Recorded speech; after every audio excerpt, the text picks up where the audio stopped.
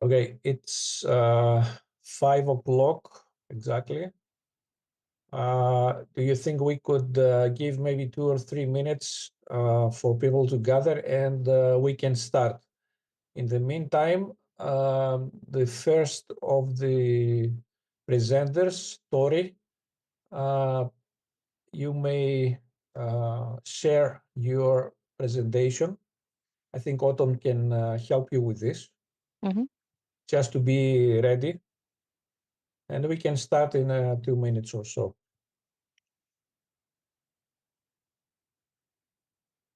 Do you see everything on your end?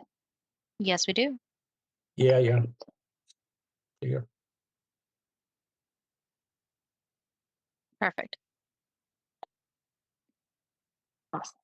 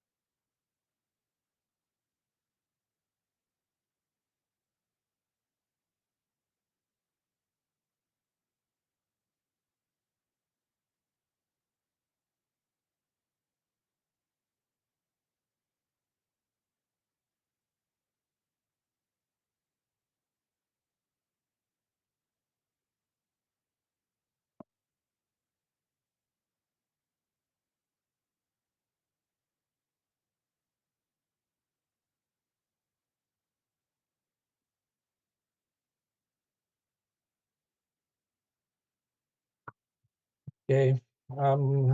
I think we can start the session. Autumn, the recording is in process, correct? Yes. Okay. So, good day to all. I would like to welcome you in our fifth session.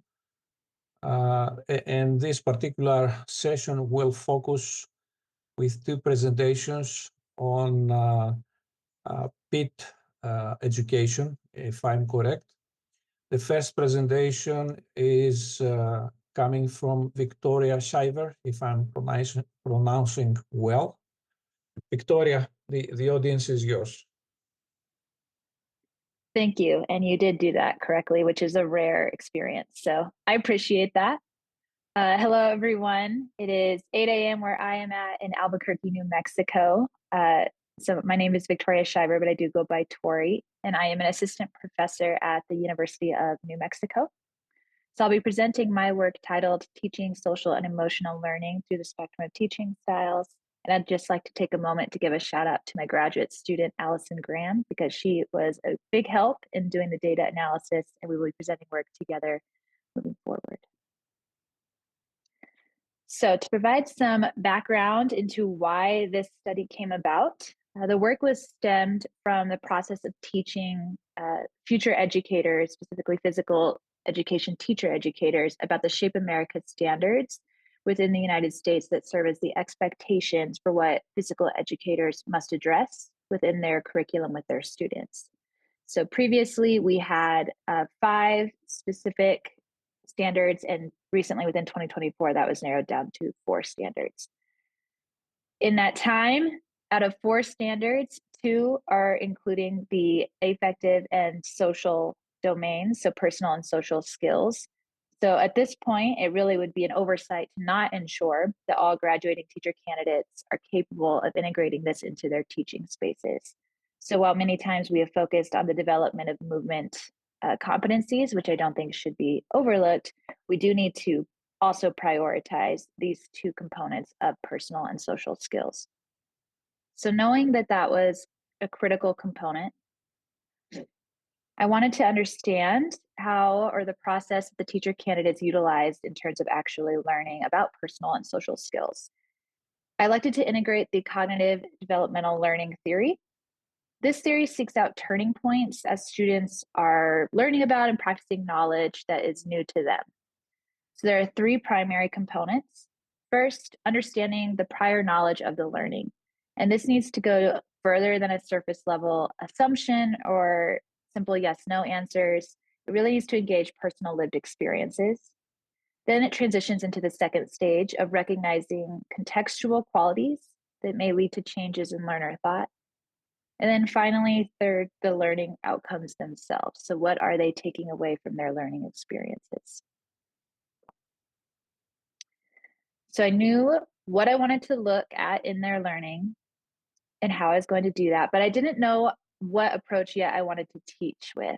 So when discussing topics around personal and social skills, which I have been doing with pre-service teachers for many years now, it often seems very abstract for them initially and difficult to visualize in a physical education environment. So with that in mind, I wanted to provide something concrete that the teachers could consistently refer back to. So we utilize the CASTLE framework and the spectrum of teaching styles. So I'll talk about the CASTLE framework first. The Collaborative for Academic, Social, and Emotional Learning framework, or CASTLE, has become a leading framework within the United States and broadening out globally, addressing social and emotional learning. The same concepts as those personal and social skills that I previously addressed in the standards. So as you can see within this graphic, we have 5 core competencies: self-awareness, self-management, social awareness, relationship skills, and then responsible decision-making. We understand that each of these are influenced by outside sources, as highlighted in the outer rings. You can see that classrooms, schools, homes, and communities each play a role in how K through 12 students, or really all of us as individuals, experience these core competencies. There have been efforts made in integrating SEL in teacher education. This is highlighted in a recent textbook by Wright and Richards, most often through pedagogical models. So teaching personal and social responsibility is one that I have used and have heard that others are using, and then sport education model, or TGFU, those sorts of things. And these do address these competencies in many ways. It is not that they are not a correct approach, but as I've been utilizing these, a constant point that people bring up is that of fidelity. So fidelity to the model in that experience has the potential to fail the students when it is not modified to meet their needs, or the model will be failed if fidelity is modified. So for that reason, I wanted to approach it with a different tool set for the students to at least initially understand how these competencies could be integrated into their teaching spaces. In come this spectrum of teaching styles. So I will not speak deeply, of course, about these by nature of the audience. Most are already very familiar with this unified theory. The range of styles and their connection to the decision-making process can be connected well to the CASTLE framework, as there are opportunities for self-development, social skill development, and responsible decision-making. There are several reproductive teaching styles that can be connected well, but a key approach avenue towards integration is also including the use of the productive styles. That said, the spectrum can be used as a tool to consider how to teach not only movement-related content, but adding those CASTLE framework competencies in a way that students may better understand the transition between the idea of those competencies and what they can actively do in their spaces to actually integrate those competencies within lessons. Thus, the purpose of this study was to utilize cognitive developmental learning theory to investigate how physical education teacher candidates learn to utilize the spectrum of teaching styles to address social and emotional learning. Quite a mouthful. So we have 3 research questions that guided this work. First, what previous knowledge do the teacher candidates maintain related to SEL and physical education? Second, what are the teacher candidates' perceptions of the spectrum of teaching styles throughout their university coursework? And then third, what are the teacher candidates' perceptions of the use of the spectrum of teaching styles in addressing SEL? So we utilized a qualitative case study approach here. So I selected qualitative in that we really wanted to dive deeply into those conversations with our participants in connection to that theoretical approach that encourages that, as well as to just engage with their learning experience beyond, their ability to answer test questions or regurgitate information, and to move beyond the black box of where do they start and where do they end. We need to know everything about the process in between as well. So qualitative and then case study. This was focused on one particular cohort of teacher candidates. So while we gathered each of their individual experiences, we grouped them together to understand the process as a whole. The participants included 6 teacher candidates, 5 identified as male and 1 identified as female. Each were in their first year of coursework in a physical education teacher education program within the Southwest region of the United States.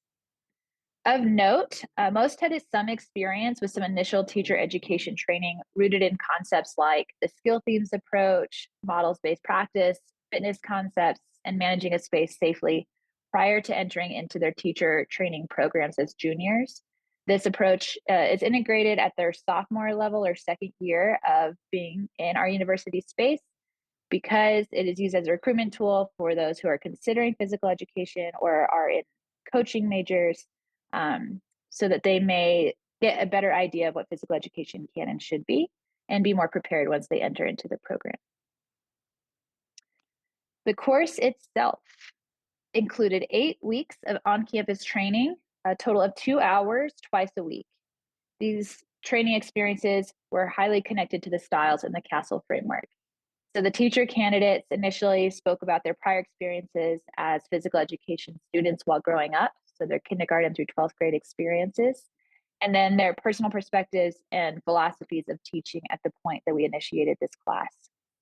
After that, they were introduced to each of the 5 Castle competencies with clear examples provided through discussion in the classroom as well as practice in the gymnasium.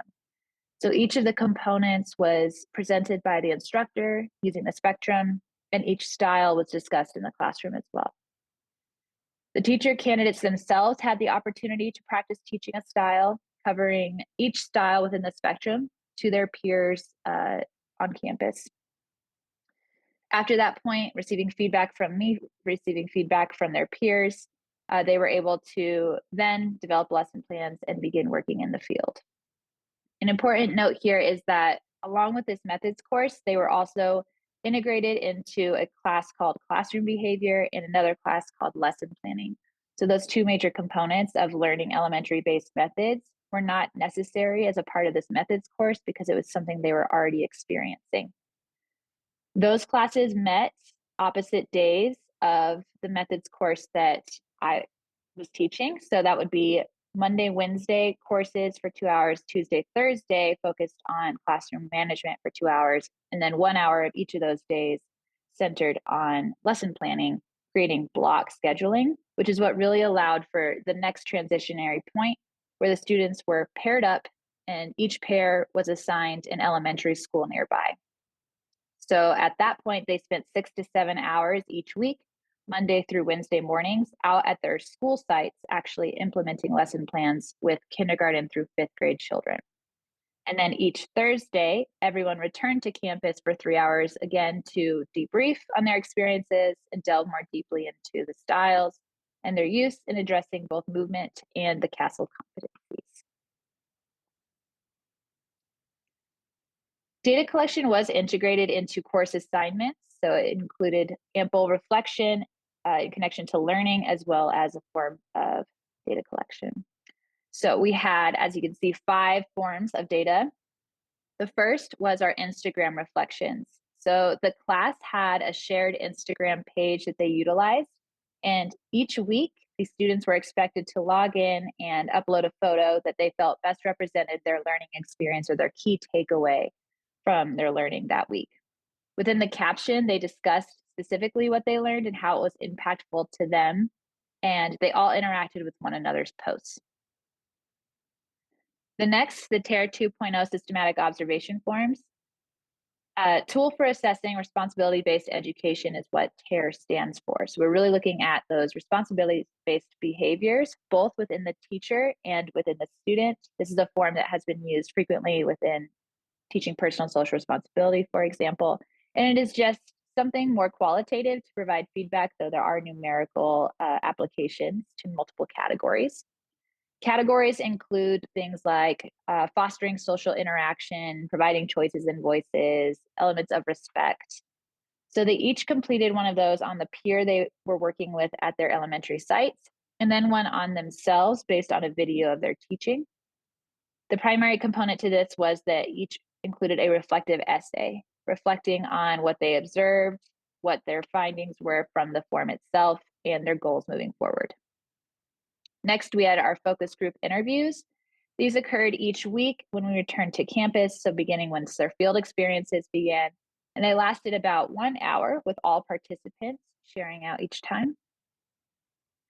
Next, we had critical incident reports. So after each day of teaching at their field sites, they recounted either one really positive or potentially negative, something that really stood out to them experience, and wrote briefly about it, nothing more than 2 to 4 sentences, but just a key takeaway from that day. And then finally, the artifacts. These were more supplementary, but these were things like lesson plans, handouts, station labels, that sort of thing that might indicate whether they were utilizing the spectrum or the CASTLE framework. All right, so for our analysis, we followed Richards and Hemphill's data analysis approach. So you can see through the graphic the series of steps that we would be following for this to occur. So myself and one other researcher initially got together and made a plan for how we would analyze all of the data and created a timeline as well as a journal. This transitioned into open and axial coding with regular weekly journal entries and meetings each week to discuss. This was followed by the development of a preliminary code book that was reviewed by an outside member to check to see if we had any potential biases or if our routes were clear to the outside eye. Once that occurred, we transitioned to pilot testing the code book. So at this point, we we used the exact same materials to go through and apply to the components of the code book. And then we came together to discuss any discrepancies and any potential additions or subtractions we needed to make to that code book. After testing of the code book occurred for several rounds and consistency was achieved, we transitioned to the final coding process where final code book was developed and all of the data sources were then applied to that code book and themes and sub-themes were finalized. We achieved our trustworthiness within this project through member checking, an audit trail, data triangulation, and negative case analysis when appropriate throughout the process. Ultimately, 3 themes were developed as a result of the study, each closely connected to the guiding theory and occurring progressively over time within this course. The themes include exploration of SEL and the styles, limited integration in authentic teaching settings, and application and appreciation of the combination. All of the examples provided throughout include pseudonyms. So first we have exploration of SEL and the styles. Participants reviewed the spectrum teaching styles, they were introduced to CASTLE, and they applied the use of both after a deep reflection. All of the participants indicated that they had no experience with the CASTLE framework or the spectrum of teaching styles during their own training. So all of their experiences up to the point they entered into our program. This is evident in, for example, Sebastian's statement when he said, "This is all new to me. When I came from Mexico, we didn't really have P out there. And then when I came here, I had a teacher that would be a kind of roll out the ball kind of teacher. These styles are pretty new to me. I've never heard of them before getting in the program, but they make sense." The next 2 components of this theme include the learning process. So during their time on campus, the teacher candidates felt that they learned a lot about the framework and the styles, and they benefited from the theoretical discussions. However, they still weren't very confident in their own use. So for example, Chester said, "Before listening and working on this lesson this week, I wasn't really sure what SEL was meant for. And this week we went over examples of how we can apply it to physical education, which I found helpful. I do still feel that I can't implement it into a lesson without looking at the examples, but over time, I'll fully understand it." Gotta love the confidence. On the left side of the screen there, you can see the 2 graphics associated with these comments as they were both pulled from our Instagram reflections. So Chester's is there on the top. Once they all experienced the application in the gym with the instructor-led episodes, as well as leading their peers and viewing their peer-led instruction, they expressed further progression with their knowledge. So Ian had said, I enjoyed the check-in and the activity that we did in class using the SEL framework. I liked finding real-life applications and connections to each of the 5 key pieces. As far as class material this week, I felt that I was really engaged because of how useful the information felt. They were starting to buy in to the importance of both of these components. So transitioning now into our second stage, this occurred when the context shifted and the teacher candidates began working with classes of children at their school sites. As I'm sure you all know, this is dramatically different than actually working with peers or talking through these components on campus. So it was a big shift. As would be expected of early learning students, their time was initially centered on classroom management. They were unable to focus on other areas of their teaching. This was evident based on their reflections when they're encouraged to talk about, for example, how they were using the CASTLE framework or how they were using the spectrum of teaching styles.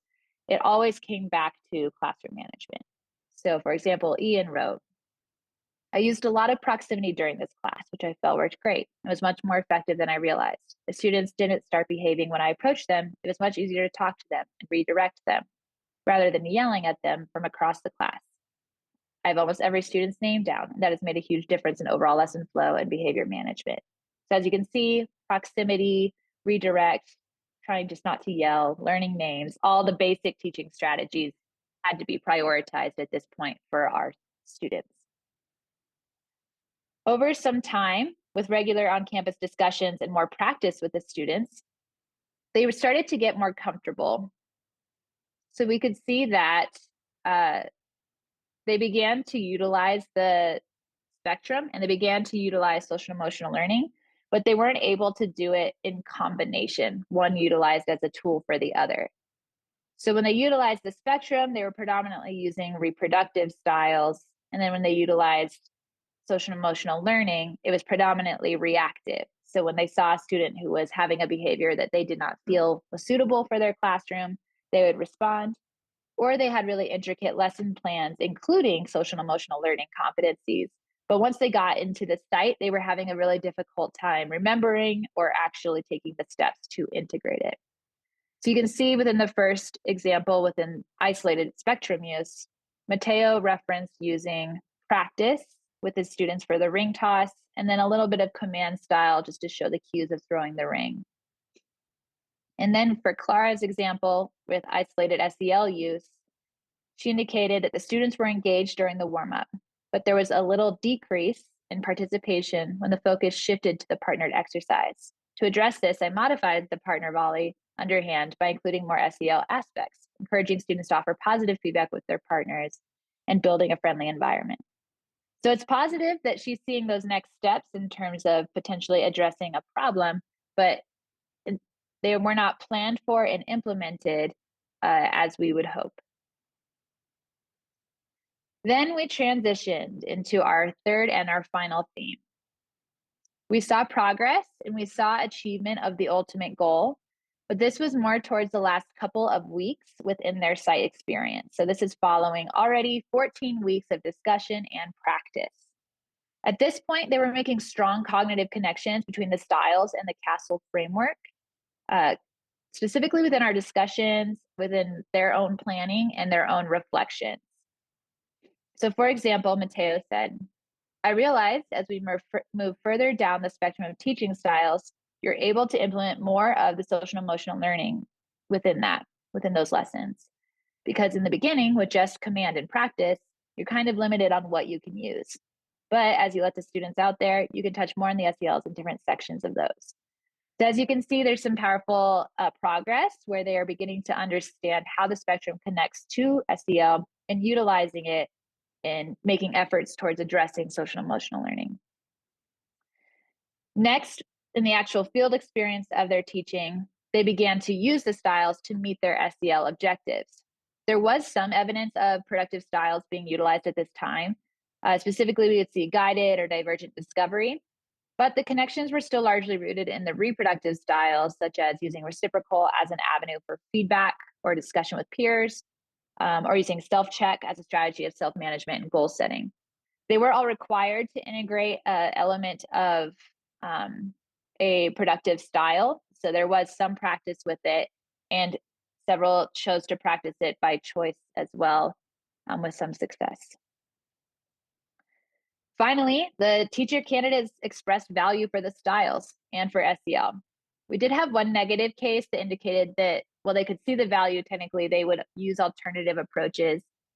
So based on the knowledge of the student and the process of the data analysis, we believe that that student is more focused on movement and heart rate as opposed to achieving, the social emotional learning competencies.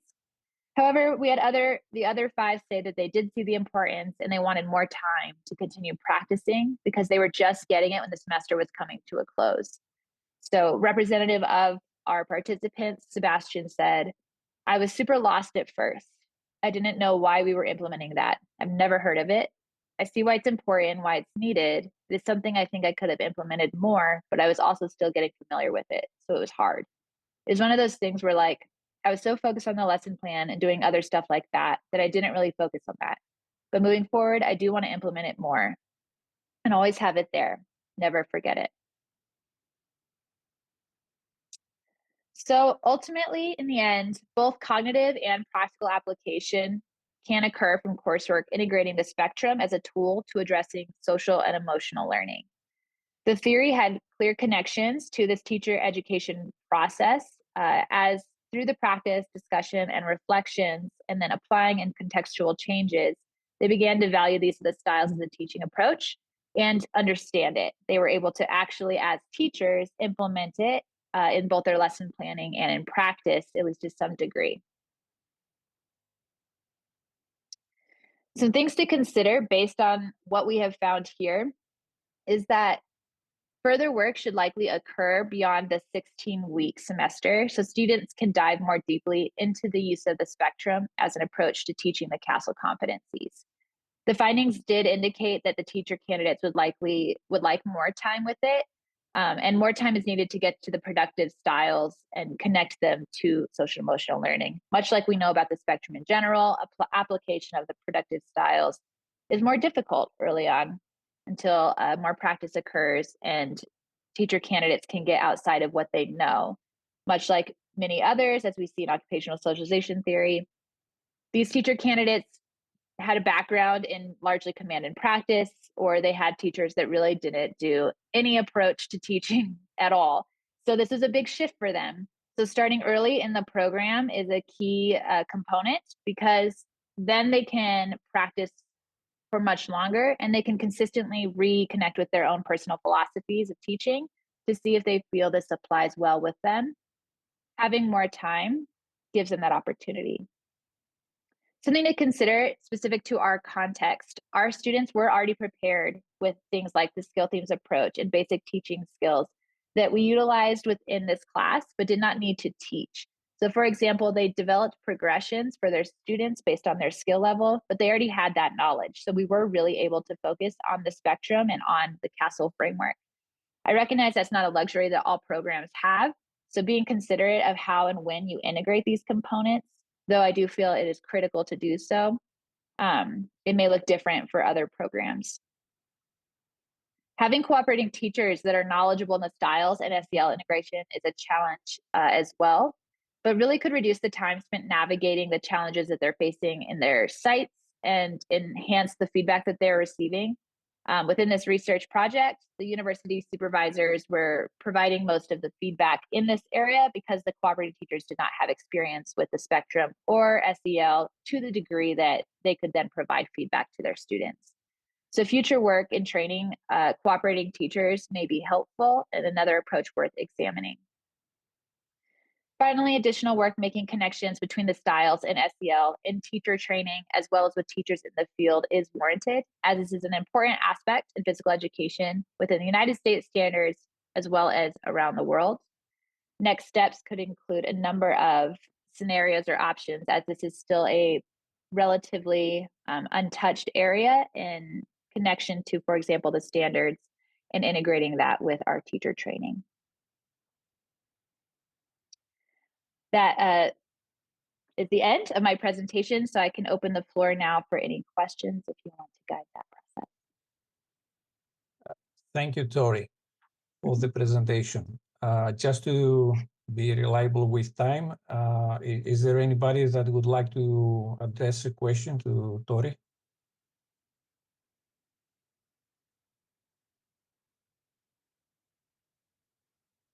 We have time for one or two questions. In short.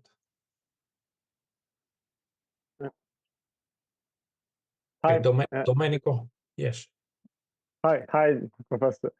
Hi, Victoria. I have just a question. And do you think that we can assess both qualitative and quantitative variables when we talk about the integration of the spectrum of teaching styles for the development of social emotional factors?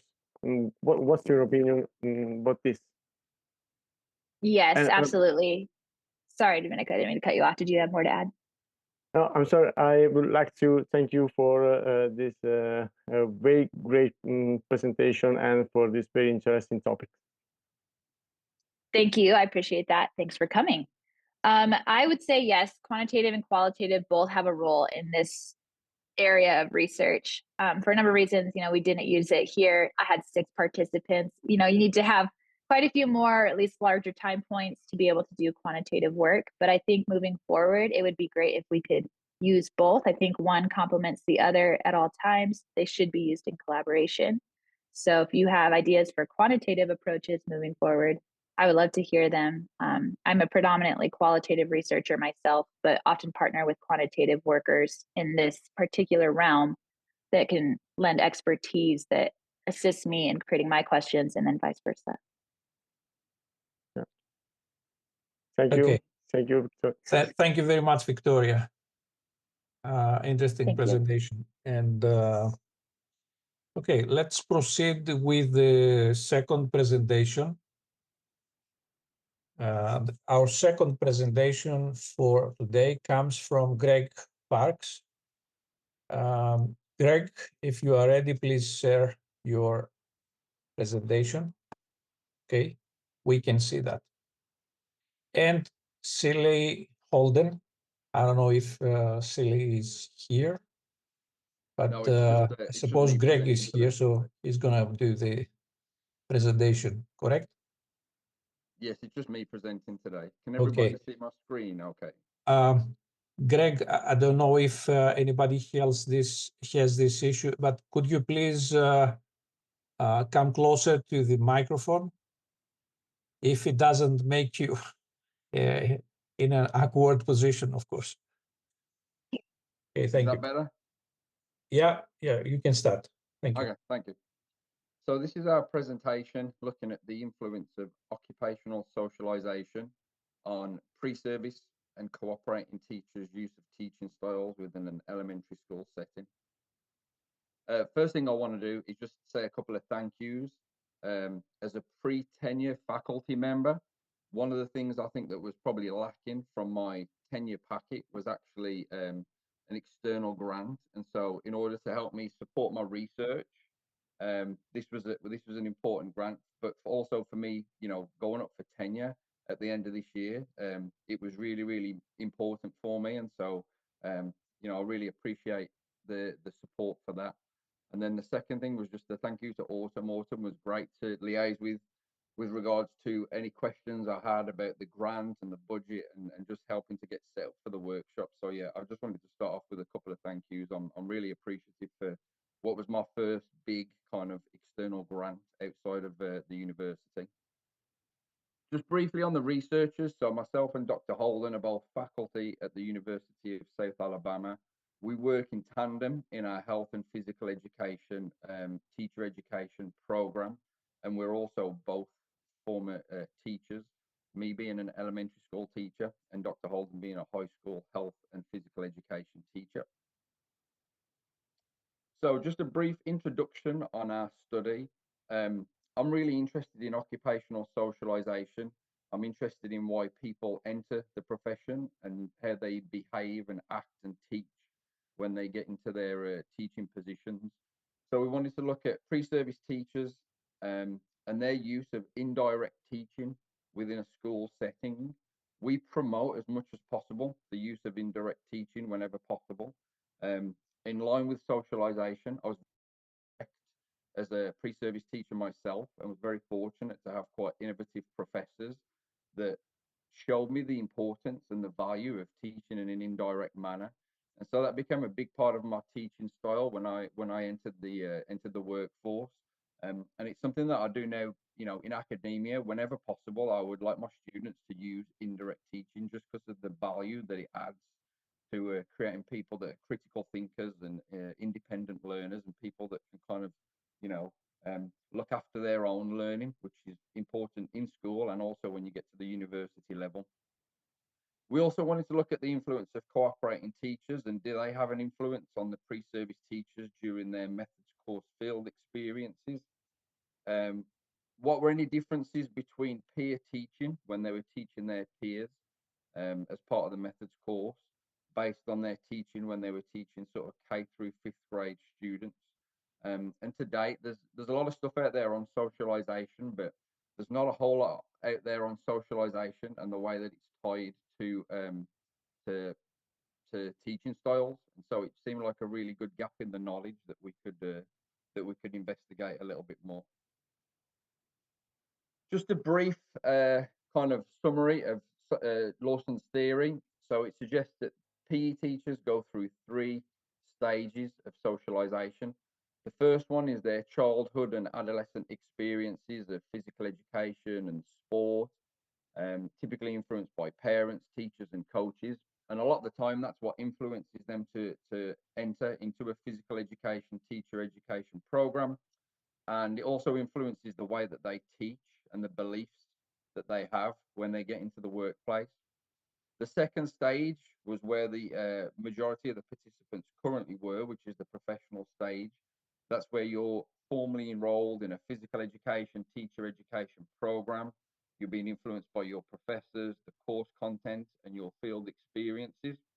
And then the third is organizational. So that's when you actually get into the workplace. That's where the cooperating teachers that were involved in this study are.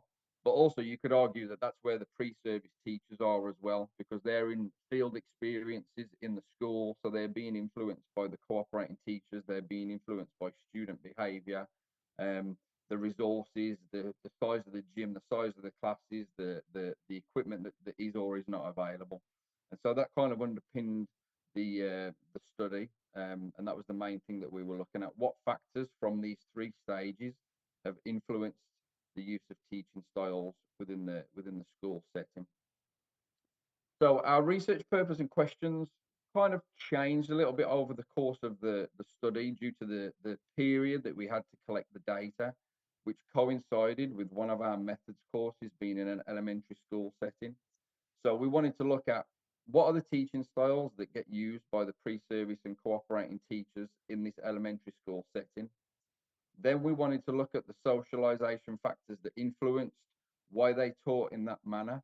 And then the third thing we were really interested in was we're always trying to improve the quality of our field experiences and our student teaching. And we're quite specific on the way that we match our pre-service teachers and cooperating teachers. And so we wanted to look at, well, does the cooperating teacher have an influence on the way that the pre-service teachers are teaching during these methods courses as well? So they were like the 3 main things that we wanted to investigate. So I'm going to go on to the methods section, just to talk a little bit to start with about the setting and the participants. So we had an elementary methods course that has 25 hours of observations attached to it. And we had what we would consider to be high quality and innovative students within that cohort. I believe these are some of the best students that have been in that cohort, and they're definitely some of the best students that I've taught over my 10 years in academia. I consider them, based on prior research, to be quite teaching oriented, which tells you that they should be quite innovative and open-minded to taking on new approaches. So we were quite confident and successful that if we encouraged indirect teaching, that we would see some of that within the setting. We had 9 students enrolled in the cohort, and they were placed across 3 different school districts. 8 of those students consented to participate. We had approval from 2 school districts, and unfortunately, 1 school district rejected our approach to conduct research in the school. That left us with 7 pre-service teachers that were eligible to participate. And once they'd consented to participate in the study, we then reached out to the cooperating teachers that they'd been assigned to for that course, and they all agreed to participate as well. So there was a total of 14 participants. Just some information about the methods course and what typically takes place in that elementary methods course. So it's underpinned by the skill theme and movement concepts approaches. We use a lot of the work of George Graham to look at direct versus indirect teaching, differentiation, behavioral protocols, and classroom management. And students have to complete 25 hours of elementary school observation hours with a cooperating teacher. And as part of that, they must teach 3 lessons within the school as well.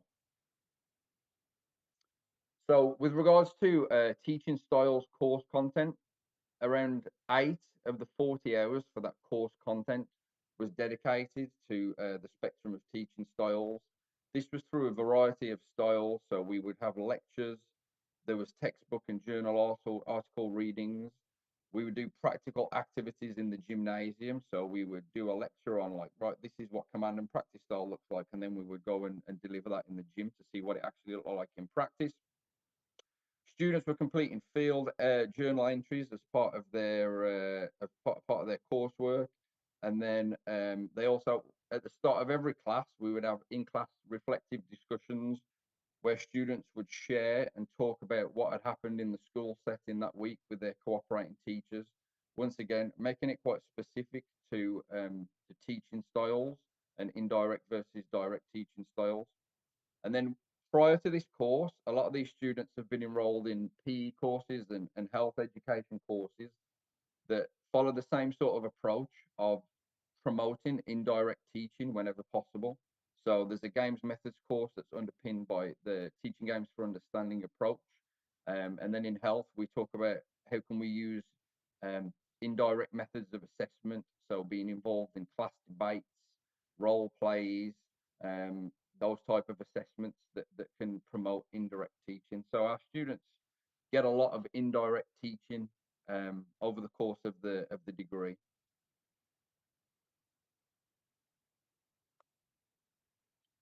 With regards to data collection, we collected data from September to December of last year, so during the fall semester. That was mainly to kind of tie in with the dates that we had to get the grant process completed. And so that's why we ended up specifically focusing on that elementary methods course, just because that was the course that was taking place during the timing of when we needed to collect the data. The pre-service teachers completed 1 lesson observation, 1 field lesson observation. They submitted 3 lesson plans. They had their journal entries over 25 hours and then finished up with a stimulated recall interview. And the cooperating teachers conducted 1 field lesson observation and finished with a stimulated recall interview as well. We use NVivo to collect and store and code the data, and analytic induction and constant comparison techniques were used to analyze the data. During the first stage of data analysis, we identified what were the main teaching styles that were used by the pre-service and cooperating teachers. The second stage, we developed stimulated recall interview questions for each specific participant based on the data that had been previously collected. And then the third stage, that was where we identified the key themes and the sub-themes via a qualitative code book, which we used the same process and the same textbook, the same journal article that Dr. Shiver mentioned in her study earlier. In order to enhance trustworthiness of the data, we obviously use multiple sources and multiple data collection techniques. We search wherever possible for any negative cases within the data. Myself and Dr. Holden would get involved in discussions to look at the data, make sure the data was being influenced by the data and not by our prior knowledge of the students or the cooperating teachers that we know quite well. To address researcher effect, obviously we needed to get IRB approval for recruitment. Participation was voluntary, and this was part of a methods course, and the grading system for that methods course has been in place for at least 5 years. So there was no positive or negative influence on the students and their participation for being involved in the study. And then to address, or at least try to reduce researcher bias, we use prior data collection techniques that are pretty common within socialization. We use stimulated recall interview questions. So the interview questions that were developed were specific to that participant and what they had submitted and what they had delivered in the classrooms. And that wasn't kind of generalized for any other participants in the study. It was purely for that individual participant. This just shows our results. And you can see that in line with a lot of prior research on socialization, command and practice are still the most dominant styles.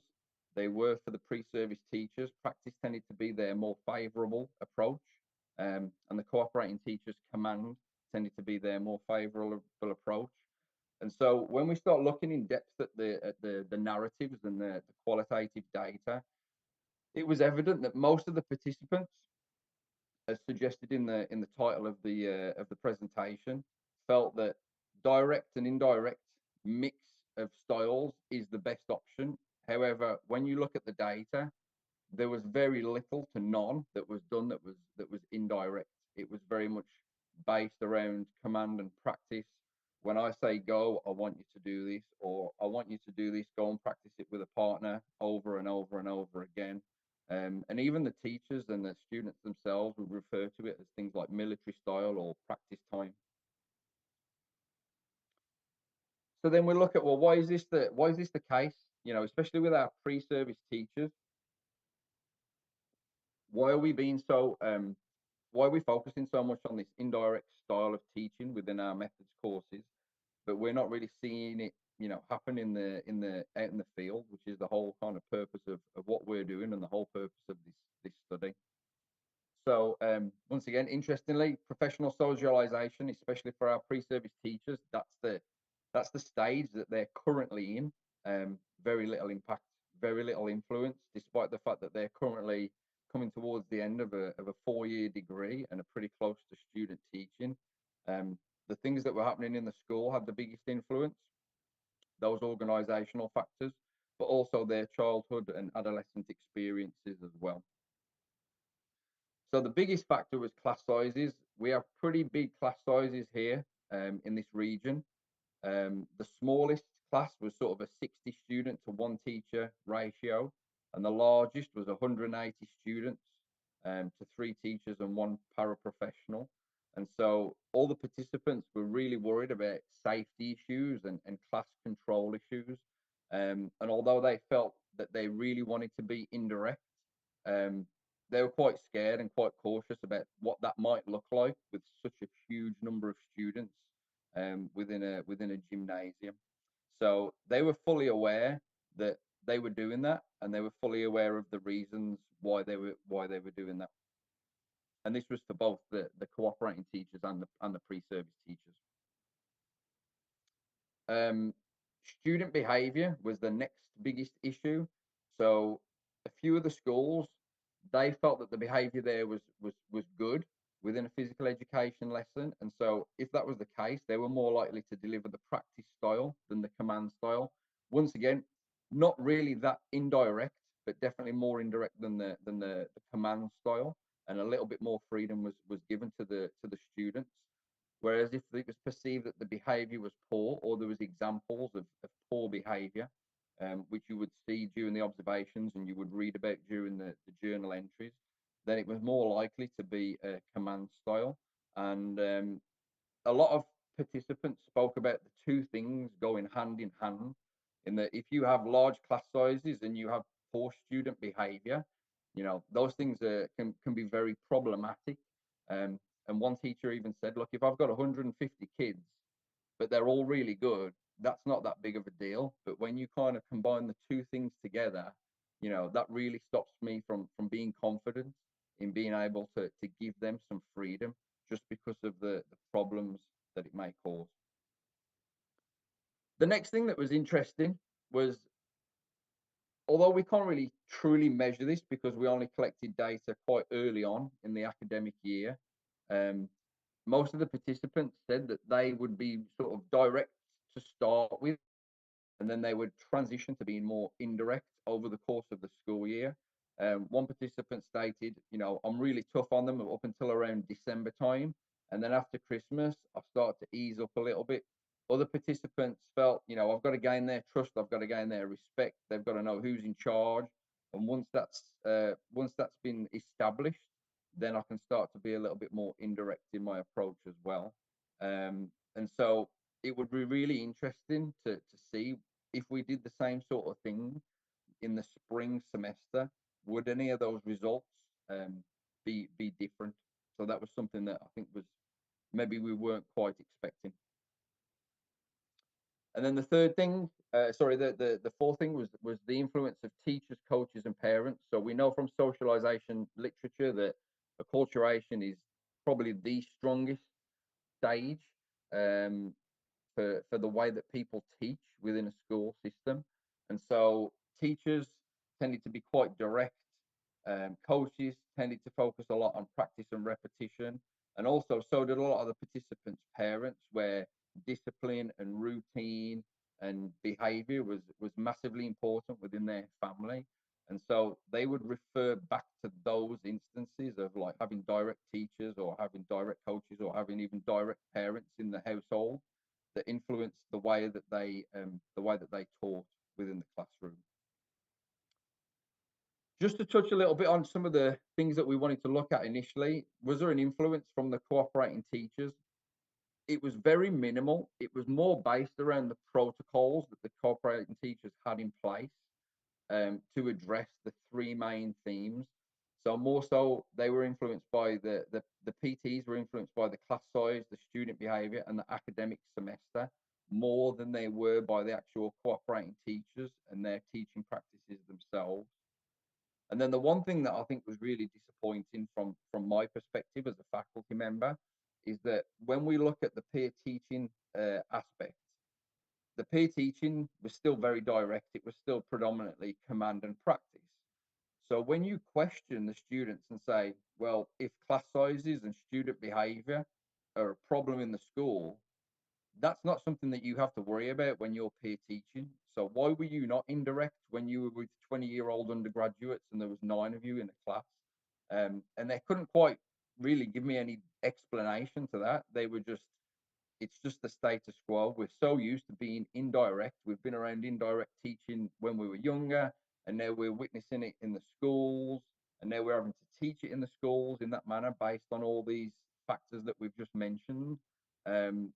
It was just the norm. It was just, we're going to just do the same thing that we've always done. And that's kind of one of the problems with when you investigate socialization, is that nothing really tends to change. And so from a faculty member who works in the professional stage, it's really quite disappointing based on the effort that we put in to try and be indirect in our teaching and promote indirect teaching. So just some conclusions and recommendations. Once again, professional socialization seems to be the weakest stage. I know someone who's been in the field of PEAT and socialization for maybe 25, 30 years, who I spoke to recently, and they said to me, you realize that nothing really ever changes. It's the same. And that was kind of evident in this study. I think from our department perspective, when we're looking at placing students, we tend to focus a lot on trying to match the student with the cooperating teacher. Is this a cooperating teacher that actually teaches, or is it a cooperating teacher that just sits there on their phone, or is it a cooperating teacher that just rolls the ball out? When actually, when you look at the data, we should maybe be focusing more on what's going on in the classroom environment, because the cooperating teacher is dealing with the same things that the pre-service teacher was. So I think that's one thing that we'll look at changing in the future, is rather than looking specifically at the quality of the cooperating teacher, let's look at at what's going on within the classroom with regards to class sizes and behavior. Some sometimes our hands are kind of tied. In Alabama, we have a master teacher that's needed for student teaching. So we tend to keep the master teacher for student teaching and use other teachers for the methods courses. And so that can be problematic. Maybe we want to pair somebody with a certain cooperating teacher for a certain course, but then we're restricted on the times that we can use them or whether we can and cannot use them within the state of Alabama. Obviously, in-service training for cooperating teachers might be useful to look at. Right, we've got business and behaviour can be an issue in this area. So maybe we need to look at addressing, different classroom management styles and how we can still use indirect teaching in these environments. Obviously, we address acculturation a lot already based on my knowledge of socialization theory. I like to know what my pre-service teachers are coming into my program with, the beliefs that they have, the experience that they've had before. We reflect a lot. We write autobiographical essays. We talk about good and bad practices that they've seen before getting to university. But it still had an influence with regards to promoting direct teaching. So that's something that we probably need to readdress. I'd like to really look at, would this be different in the spring semester, that transition of going direct to indirect? And will that influence the way that we plan our methods courses? Do we potentially offer our methods courses in a spring only semester?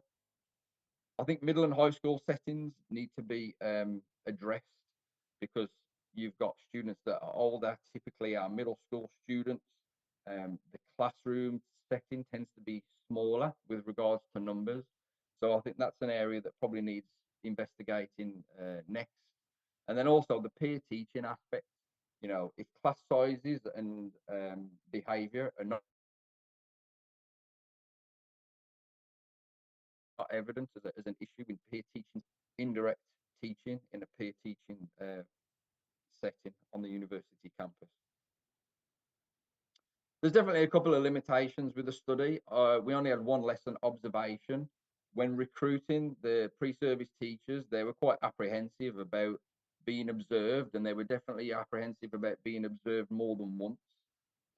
Typically, they participate in this observation hours and they teach, but the university supervisor is not involved in that process in a methods course. It's the cooperating teacher. We only go out and observe when they actually student teach. And so they were definitely a bit cautious about that. And you could tell that that was potentially going to lead to a smaller sample size. So it was trying to find the balance of, do we do more lesson observations, but we might lose some of our participants. And we already had, a pretty small potential sample size anyway. However, we collected multiple sources of data to try and address this and to enhance the trustworthiness of the observations. And then obviously we were limited to kind of full semester data collection because of the timing of the grant. And so with that direct to indirect transition that we saw, it would be nice to see what happens in the back end of that school semester and if that actually does occur where they become more indirect in their teaching approaches. And that concludes my presentation. So I'm happy to open the floor to any questions. Thank you very much, Craig, for the presentation and sharing your experiences about educating future physical education teachers. Any questions for Greg?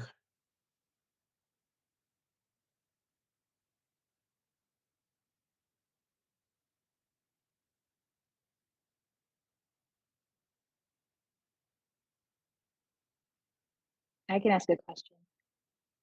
Yes. I just wanted to thank you. Sorry, Craig, great presentation. Really interesting. I can see connections to mine as well, of course. Following the conversation you had with that colleague and your own experience with this study, do you feel defeated by this process, or do you think it's worth continuing trying to adjust it? Or is it kind of like we're putting in a lot of effort for no outcome if this has been the case for 25 years?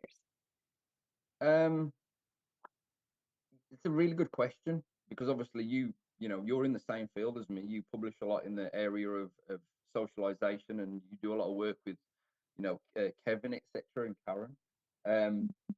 Yeah, I think it is a little bit deflating because why you almost think like, why are we bothering? And I guess I think that I can kind of have a really good impact on the students. But if people that have come before me that potentially have been better scholars than me, because I'm pretty new into my academic career, if they've been unsuccessful as well, what are the chances that that we can be successful? But I go back to my own Pete experiences. Um, you know, I was from England. I was involved in high level soccer for a long time. My PE teachers were great, but they were very direct. So if you were an athlete and you were a good performer, psychomotor performer, like you were great in the class. But if not, you weren't. And that's kind of how I approached university. But then my professors really kind of, I don't know, it was just a bunch of light bulb moments. It's like if you do this and if you do this and if you think more indirect and you know if you use these different type of TGFU game teaching styles, and for me it just clicked. It just clicked. You know, it made so much sense. You know, I think the best thing I ever learned from university was how to be a critical thinker. It was nothing to do with content. So, but also I think back, well, there was probably 90 people in that cohort at my university. How many of them actually walked away with um, the same thinking that I did? The research suggests maybe not a lot. And so it's the way that I think we should be teaching, and it's the way that I taught when I went into the school system myself. Now, granted, I had smaller class sizes again. I had much better behaviour than what some of the cooperating teachers and the pre-service teachers were dealing with in this instance. But yeah, I think there's just a few of us that maybe make that change in the professional socialization stage of like, wow, this is right and this is the way to do it, and it's so different. But we know that acculturation is just so powerful, and it's just so much easier to fall back into it, especially when you go into the workplace and you're around people that are doing the exact same thing. Um, I even remember when I graduated and went for a couple of job interviews, and was walking around the school and seeing some of the things in some of the schools where I was interviewing for, and I was just like, I don't know if I can work here. Like, I don't agree with like 8 people standing in a line shooting a basketball and everybody standing around. But that's just the way that I think about things. You know, I'm very fortunate that the professors I had did something and said something to me during Pete that just made me think like there's more to this than what's gone on for the last 30 years. And I always think one of the scariest phrases in education is like, this is how we've always done things. You know, society changes a lot over time. And so I'll keep pushing it and I'll keep promoting it, but I'm still, these studies are just trying to, I guess, trying to find the answers to the questions on why we're not having the level of success that we feel that we should. If I've got a bunch of innovative students and really good students that have been around me and Dr. Holden for a long time, I would expect more, especially in that peer teaching setting. That was the one that I think hurt the most. Was like, you have no restrictions here. You all know each other. You're all friends. You're all 20 years old, and there's 8 of you in a group, and this is the place where you can really explore and experiment. And to see the same as what was going on in the school, that was the part that really was like, I've missed something here. Like, I've not done my job well here, because this shouldn't have been the case. And I'm sure you probably see similar sort of things as well. Thank you, Yeah, Greg. thank you. Yep. Any other question for Greg?